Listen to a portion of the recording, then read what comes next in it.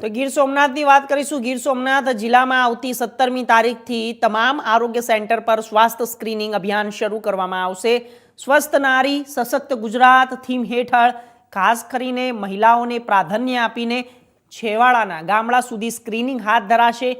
અભિયાનના ભાગરૂપે 3 સ્થળે મેગા બ્લડ ડોનેશન કેમ્પનું આયોજન સાથે ગ્રામ્ય અને શહેરી વિસ્તારોમાં લોકોને સ્વચ્છતા અને જાગૃતિ અપાશે।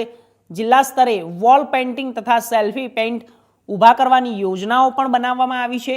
આ સમગ્ર અભિયાનની વિગતો જિલ્લા કલેક્ટર પત્રકાર પરિષદોમાં જાહેર કરી હતી।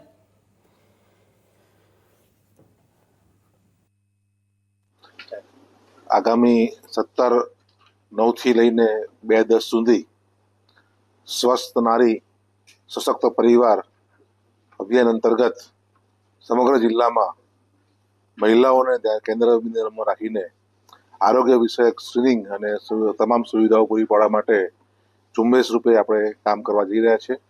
ગીર સોમનાથ જિલ્લામાં કુલ 219 આવા કેમ્પ થશે, જેમાં તમામ પીએચસી, તમામ સબ સેન્ટર, તમામ સીએચસી ઉપર આ કેમ્પો કરવામાં આવશે।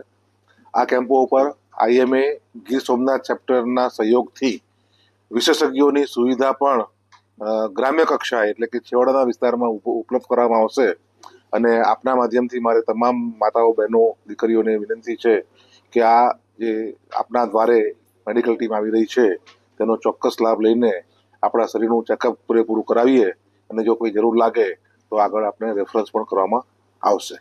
આ ઉપરાંત 16 તારીખે અને 17 તારીખે જિલ્લામાં અમે 3 રક્તદાન કેમ્પ પણ કરી રહ્યા છીએ અને મહત્તમ યુનિટ બ્લડ એકત્ર થાય તે માટે અમે પ્રયત્ન કરવા જઈ રહ્યા છીએ। 17 તારીખે સવારે 11:30 કલાકે નગરપાલિકાના કોમ્યુનિટી હોલ ખાતે આ કાર્યક્રમનું ઉદ્ઘાટન સમારંભ રાખવામાં આવ્યો છે અને જેમાં 12 કલાકે માનનીય વડાપ્રધાન શ્રી ધાર મુકામેથી આમાં જોડાશે અને બધાને